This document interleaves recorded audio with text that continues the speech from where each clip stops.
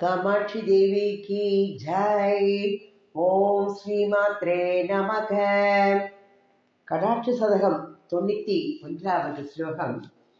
जागर्ति देवी करुणा सुख सुंदरी ते ताटंकरत्न रुचिताडिम कंठशोणे कामाक्षी निर्भर कडाक्षमरिचि पुंच माकेन्द्र नीलमणि पंचर मध्यभागे जागर्ति देवी करुणा सुख सुंदरी ते ताटंकरत्न रुचिताडिम कंठशोणे कामाक्षी निर्भर कडाक्षमरिचि पुंच माकेन्द्रनीलमणि पंचर मध्यभागे। இதுல அம்பாளோட கருணை ஒரு பெண் கிளியா சொல்ற, எப்படி அழகு கொண்டு வர பார்க்கலாம். அம்மா தேவியே காமாட்சியே, உன்னுடைய கடை கண் நோக்கங்கள் அது எப்படி இருக்கு, அடர்ந்து அந்த அடர்ந்த கடைக்கண் நோக்கங்களின் ஒளி திரள், அப்படி அந்த ஒளி கூட்டம் இந்திர நீல ரத்னங்கள். ஜாகர்த்தி தேவி கருணா சுகசுந்தரி தே தாட்டங்க ரத்ன ருச்சி தாடிம கண்டசோனே காமாட்சி நிர்பர கடாட்ச மரிசி புஞ்சமாகேந்திர நீலமணி பஞ்சர மத்தியபாகே. அப்போ நீல இந்திர நீல ரத்தனங்கள் அப்படிங்கிற கூண்டு, அத ஒரு கூண்டுல அது எப்படி இருக்கு, அந்த காதுகளில் இருக்கிற தாடங்க ரத்ன ருச்சி தாடிம கண்டசோனே. தாடிமம் யாரு, என்னது, மாதுளப்பூ. அப்போ அந்த காதுகளில் உள்ள அந்த தாடங்கங்கள் அப்படிங்கிற அந்த காதோலை, அந்த காலத்துல கருகமணி காதோலை அப்படின்னு தான் சொல்லுவா. அப்ப அந்த காது ஓலைகளில் உள்ள அந்த ரத்தனங்களோட ஒளி மயமானது அது எப்படி இருக்கா, மாதுளம் பழத்தோடு துண்டம் மாதிரி. அப்படி மாதுளம் பழத்தை எப்படி சிவப்பு நிறமா இருக்கும் இல்லையா, அப்ப அந்த மாதுளம் பழத்தின் துண்டத்தாலே சிவந்துள்ள மத்திய பாகத்தில் பஞ்சர மத்திய பாகே நீலமணி பஞ்சர மத்திய பாகே மாகேந்திர நீலமணி பஞ்சர மத்திய பாகே. அந்த மாதுளம் பழத்தோட துண்டத்தினால சிவந்துள்ள அந்த மத்திய பாகத்துல உன்னுடைய கருணை அப்படிங்கிற பெண் கிளி ஜாகர்த்தி தேவி கருணா சுக சுந்தரி தே. சுகம் அப்படின்னா பெண் கிளி. அந்த பெண் கிளி எதை, அந்த மாதுளம் பழத்தோட சிவப்பு நிறம் அது தெரியுதோட அது ஏதோ மாதுளம் பழமாக்குன்னு வச்சுட்டு கொத்துவதற்காக அப்படியே பார்த்துட்டே இருக்கா, அது எப்ப கொத்தலாம்னு விழித்து கொண்டே இருக்கின்றது அப்படின்னு ஒரு அழகான ஒரு பூமி சொல்லியிருக்க. இது எதை குறிக்கிறதுனா, அம்பாளோட கடாட்சத்தோட காந்தி எப்படி இருக்கான்னா காதுகளோட எல்லை தாண்டி அப்படி பரவி இருக்கான்.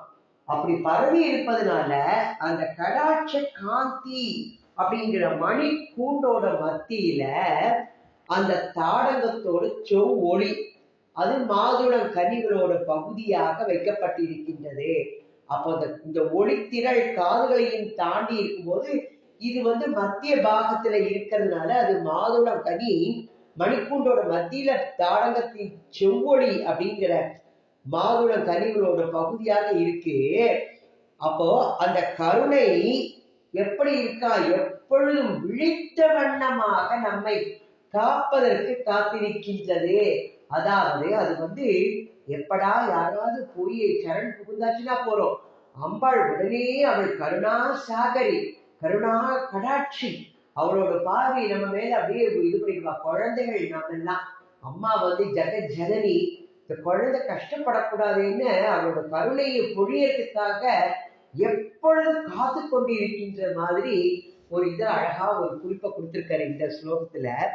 அடுத்தது என்ன பார்க்கலாம்னா, அப்போ கருணைங்கிற கடாட்ச காந்தி நீல ரத்ன காந்தி போலவும் தாடங்கத்தின் செவ்வொளி மாதுளங்கனியின் வித்துக்கள் போல் சிவந்தும், அப்ப இந்த கண்மணி அப்படிங்கிற கூண்டோட நடுவுல இருக்கின்ற அம்பாளோட தேவியின் கருணை அப்படிங்கிற பெண்கிளி எப்பொழுதும் விழித்த வண்ணம் நம்மை ரட்சிப்பதற்காக காத்து கொண்டிருக்கின்றது அப்படின்னு சொல்றார். அடுத்தது 92வது ஸ்லோகம் பார்க்கலாம். காமாட்சி சத்குவலயஸ்ய சகோத்ரபாவாத் ஆக்ராமதி ஸ்ருதிமசோ தவ திருஷ்டிபாதகம் கிம் தஸ்புடம் குடிலதாம் பிரகடீகரோதி ப்ரூவல்லரி பரிசிதஸ்ய பலம் கிமேதத். காமாட்சி சத்குவலயஸ்ய சகோத்ரபாவாத் ஆக்ராமதி ஸ்ருதிமசோ தவ திருஷ்டிபாதகம் கிம் ச ஸ்புடம் குடிலதாம் பிரகடீகரோதி ப்ரூவல்லரி பரிசிதஸ்ய பலம் கிமேதத். காமாட்சியே, நல்ல கரு நீல மலர், அந்த மலரோட குலத்துல பிறந்ததுனால உன்னுடைய இந்த கடைக்கண் நோக்கம் அப்படிங்கிறவன் எப்படி இருக்கான்னா, ஸ்ருதியை காதை அனுசரித்து செல்கின்றான். ஆனாலும் கூட அவன் தன்னுடைய கோணலை நன்றாக வெளிப்படுத்துகின்றானே, அது எதனாலமா அப்படிங்கிற தன்னுடைய கோணல் அது வெளிப்படுத்துகின்றது. அது எதனால இருக்கும்?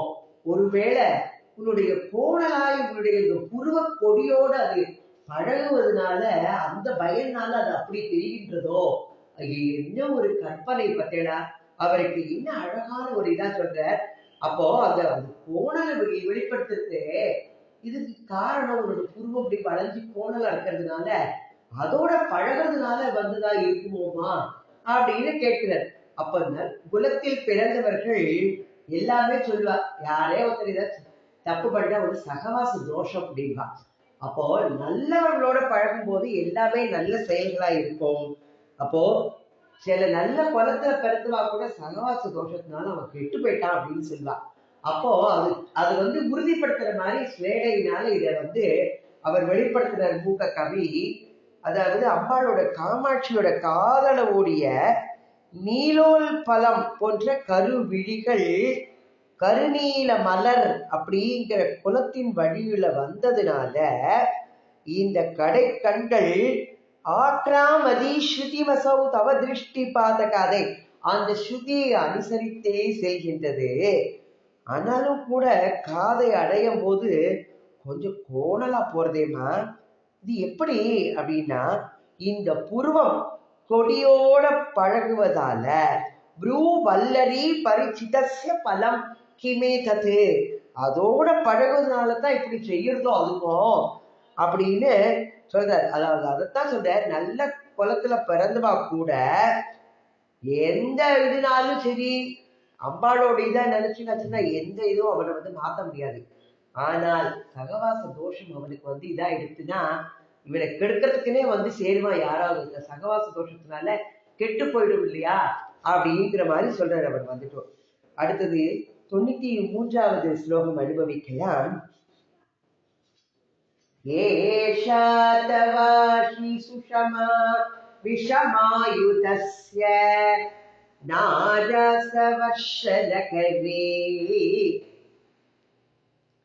நகராஜகன்யே சங்கே கரோதி சததா கிருதி தைரியமுத்ராம் ஸ்ரீகாமகோட்டி யதசௌ சிசிராம் சுமௌலேகே ஏஷா தவாட்சி சுஷமா விஷமாயுதஸ்ய நாராசவர்ஷலகவே நகராஜகன்யே சங்கே கரோதி சததா கிருதி தைரியமுத்ராம் ஸ்ரீகாமகோட்டி யதசௌ சிசிராம்சு மௌலேகே.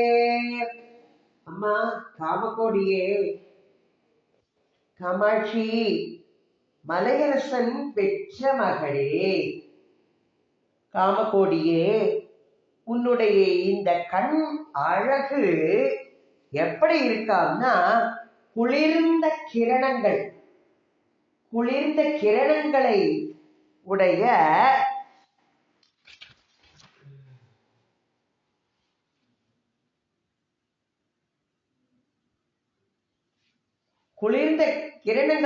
சந்திரனை திருமுடியில் சூடிய அந்த பரமசிவனுடைய மனதிலே உள்ள, அதாவது மார்பிலே அந்த கேடயம் இருக்கு இல்லையா, அந்த மனதில் உள்ள தைரியத்தை சுக்கு நூறா தகர்த்துறது. ஏற்கனவே சொல்லிட்டே வர அந்த அவளோட கடாட்சங்கிறது மன்மதன் அவரை வெற்றி பண்ற மாதிரி அவரையே திரிபுர சம்ஹாரியே அவரோட தைரியத்தை இழக்கும்படி செய்கின்றதுன்னு இதுலயே அது சொல்ற. எது சொல்றாருன்னா, சங்கே கரோதி சததா கிருதி தைரிய முத்ராம், அந்த தைரியத்தை சுக்கு நூறாக தகர்த்து விடுவதனால இது எப்படி இருக்கும்னா, ஒற்றைப்பட்ட ஆயுதங்களை உடையவனான மன்மதனுக்கு ஆயுதம் இது அவனுடைய மரக்கடைகள், அதுதான் ஆயுதம். உடலே இல்லாமல் தென்றலையே தேடாக்கி வைத்து அவன் படுத்துற பாடு அவ்வளவு அழகா சோதனைகளில் அனுபவிச்சிருக்கோம். அப்ப அந்த மன்மதனுடைய சரமழையோட பிரவாகம் தான் அவரோட தைரியம் அவர் இழக்கிறதுக்கே காரணம். மன்மதன் சரமழையை பெய்வதுதான் அப்படின்னு சொல்றார். அவர் விஷமாயுதஸ்ய தவ அட்சி சுஷமா விஷமாயுதஸ்ய நாராச வர்ஷலகரி நகர் ராஜகன்யே அப்படின்னு சொல்ற. அப்ப கடாட்சம் நீலோத்பலமாகி முறுவல் அப்படிங்கிற மல்லிகையோட மாம்புவோட இந்த குண்டல சோப்பை அப்படிங்கிற அசோக மலரோடையும் அரவிந்தத்தோடையும் சேர்ந்து பஞ்சபான மழையாக பொழிகின்றது. அப்போ என்னெல்லாம் மலர்கள், 5 மலர்கள் வச்சுட்டு இருக்கிறதுக்கு 5 பூக்கள் சொல்லியிருக்க. நீலோத்பலம், முறுவல்ங்கிற மல்லிகை, மாம்பூ, அடுத்தது குண்டல சோப்பைங்கிற அசோக மலர், அரவிந்தம் அதான் தாமரை. அப்ப நீலோத்பலம், முல்லை அதான் மல்லிகை, முறுவல்ங்கிற மல்லிகை, மாம்பூ, அசோகம், அரவிந்தம். இப்போ 5 மலர்களோடு சேர்ந்து பஞ்சபான மழையாக பொழிகின்றதான் அவர் மேல. அதனால்தான் அவர் தைரியத்தை இழக்கிறார் அப்படிங்கிறார். அப்ப காமகோட்டியே, மலை மகளே, நகராஜ கன்யே அப்படின்னு சொல்ற மலைமகளே, உன்னோட கண்ணோட நோக்கு அழகானது. அது மன்மத அம்புகளின் வரிசை. ஏஷாம் தவா அட்சி சுஷமா விஷமாயுதஸ்ய அப்படின்னு சொல்ற. சிசிராம்சு மௌலேகே, அப்ப அந்த அம்புகளோட வரிசையோ அப்படிங்கிற ஐயத்தை தோற்றுவிக்கிறதுமா. எனவேதான் அது பரமசிவனோட உள்ளத்துல போய் இருக்கின்ற அந்த தைரியத்தை கொஞ்சம் அசைச்சு பார்த்து அவரை தைரியம் இல்லாதவராக மாற்றுகின்றது, அதை கொஞ்சம் சிதைக்கின்றது அப்படின்னு சொல்ற. அடுத்தது 94வது ஸ்லோகம் பார்க்கலாம். பாணேன புஷ்பதனுஷக பரிகல்ப்யமான திராணேன பக்த மனசாம் கருணாகரேண கோணேன கோமல திரிசஸ்தவ காமகோட்டி சோணேன சோஷய சிவே மம சோக சிந்தும். பாணேன புஷ்பதனுஷக பரிகல்ப்யமான திராணேன பக்த மனசாம் கருணாகரேண கோணேன கோமல திரிசஸ்தவ காமகோட்டி சோணேன சோஷய சிவே மம சோக சிந்தும். காமகோடியே, மங்கள வடிவானவள் அம்பாள், மங்கள வடிவு கொண்டவளையே, உன்னுடைய மங்கள வடிவம் சிவன். சிவம்னாலே மங்களம். அந்த மங்கள வடிவ மங்களங்களை கொடுக்கக்கூடியவன் அந்த மங்கள வடிவனான சிவனுடைய பத்தினியே, மலர்களை எல்லாம் வில்லுல பானங்களாக துடிக்கின்றவன். பாணேன புஷ்ப தனுஷக பரிகல்பியமான தானேன பக்த மனசாம். அப்ப அந்த மலர்களை எல்லாம் வில்லில பானங்களால் தொடுக்கின்றவன் யாரு? மன்மதன். அந்த மன்மதனுடைய பானமாக இருக்கின்றது. எப்படிலாம் சொல்ற பார்ப்போம். அந்த மன்மதனுடைய பானமானதாக இருக்கின்றது. அடுத்தது திராணேன பக்த மனசா கருணாகரேன, பக்தர்களுடைய மனங்களை எல்லாம் பாதுகாக்கும் தொழிலை உடையது, கருணைக்கு பிறப்பிடமானது. சிவந்ததிஷு கோணேன கோமல ஜிசஸ்தவ காம கோடி சோணேன சோஷய. சோணம் அப்படின்னு சிவந்த நிறம் பார்த்துருக்கோம் வந்து நாம. அப்ப அந்த சிவந்த நிறம் உடையதும் கருணைக்கு பிறப்பிடமாகிறதும் சிவந்த நிறம் உடையதுமான உன்னுடைய அழகிய அந்த கண்ணோட நுனி, அந்த முளை பாகத்தாலே கடைக்கண்ணாலே என்னுடைய சோக சிந்தும், சோகம் அப்படிங்கிற கடல், என்னுடைய துன்ப கடலை நீ என்ன பண்ணணும்? சோஷய, நீ வந்து அதை வற்ற செய்யணும் அப்படின்னு சொல்ற. அப்ப காமகோடியே மங்கள வடிவு கொண்டவளே, மன்மத பானங்களை தொடுத்தடிக்கும் விஷயத்தில் உன்னுடைய கண்ணோக்கமானது மிக மிக உதவியாக இருப்பதோடு யாருக்கு? மன்மதனுக்கு உதவியாக இருக்கு. பக்தர்களோட மனங்களை பாதுகாக்கும் செயலையும் அது செய்கின்றது. கருணைக்கு பிறப்பிடமா இருக்கு. சிவந்ததான உன்னுடைய இந்த அழகிய கடைக்கண்ணாகிய அந்த திருஷ்டி, தயா திருஷ்டி, தயா கருணை திருஷ்டி நம்ம மேல எப்பொழுதும் விழுந்து நம்மளுடைய சோகங்களை எல்லாம் துடைப்பதாக இருக்கணும். அந்த கடலையே வற்ற செய்ய வேண்டும். அப்போ ஸ்ரீராமர் நினைச்சு பாருங்க, அவரோட ஒரு பானம் கடலையே வற்ற வைத்தது. அதுபோல உன்னுடைய கடாட்சத்தை பானமாக கொண்டு என்னுடைய துன்ப கடலை எல்லாம் நீ வற்ற செய்யமா அப்படின்னு மூக்க கவி ரொம்ப வேண்டி கேட்டுக்கிறார்.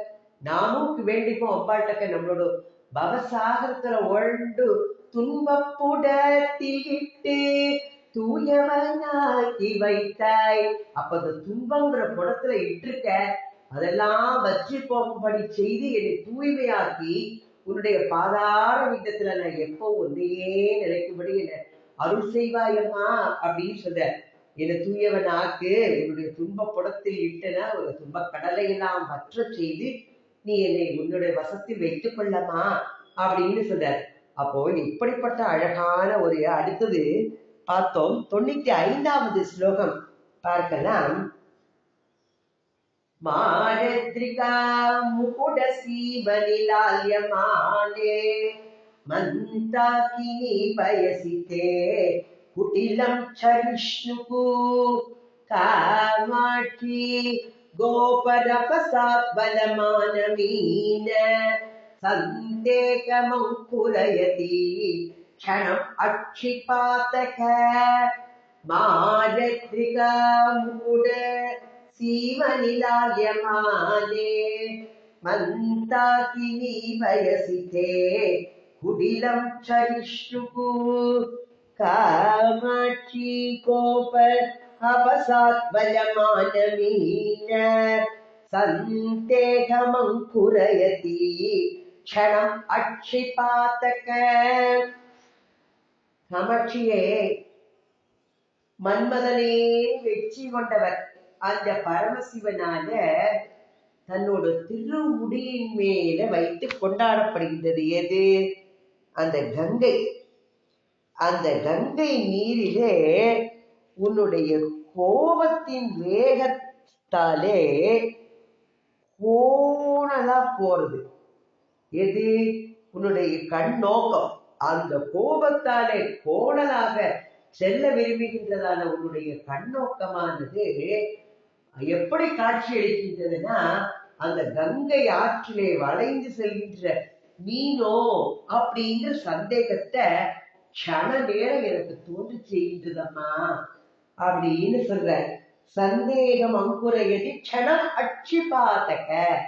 அந்த மீன சந்தேகம், மீன்களோ அப்படின்னு எனக்கு தோற்றமளிக்கின்றது. ஏன்னா அது கோணலா போறதுனால மீன் இப்படி துள்ளி துள்ளி வசைந்து தானே போகும் இல்லையா, அப்படி தோன்றது. அப்ப அம்பாளுக்கு கங்கை நதி யாரு? சக்கரத்தி இல்லையா? அவளை தலையில பரமசிவன் வைத்துக் கொண்டிருக்கிறதுனால அம்பாள் அவளுக்கு கோபம் ஊடல் பண்றா.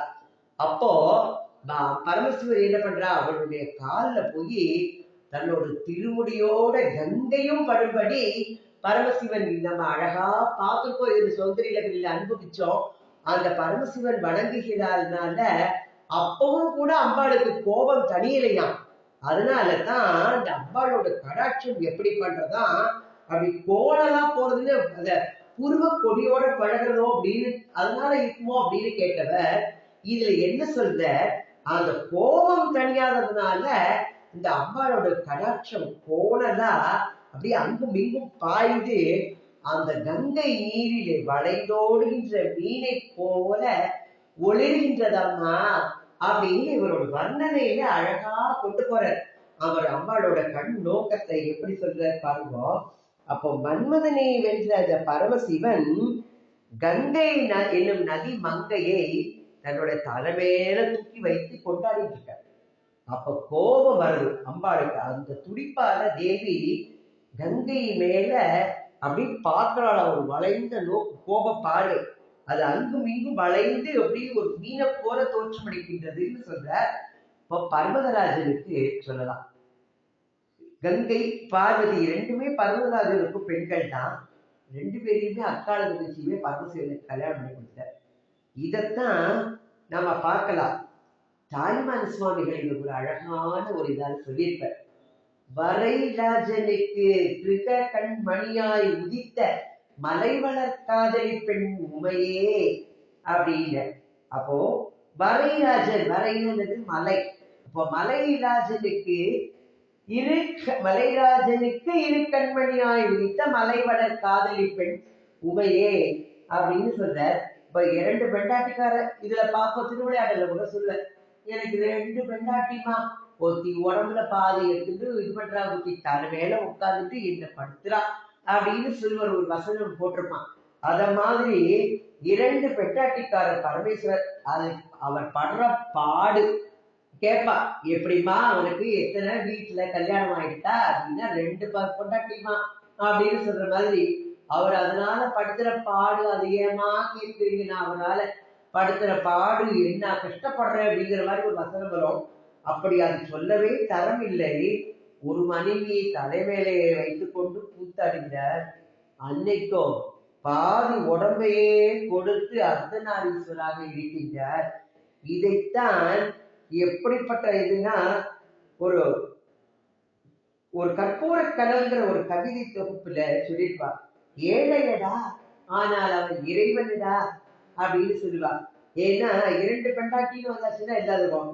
அப்போ பூசை என்று கல்லடியை பொறுமையுடன் ஏற்று நின்ற ஏழையடா இறைவன் அப்படின்னு சொல்ற.